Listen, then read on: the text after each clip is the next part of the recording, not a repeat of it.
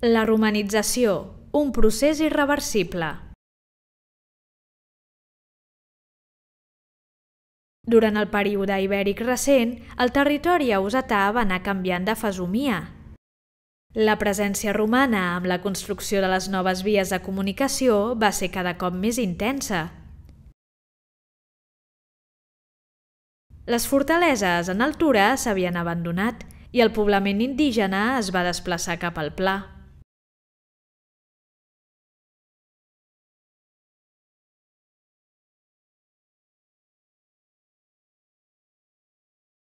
A l'esquerda, aquest període és conegut per diverses estructures domèstiques amb llar de foc central i una distribució molt senzilla.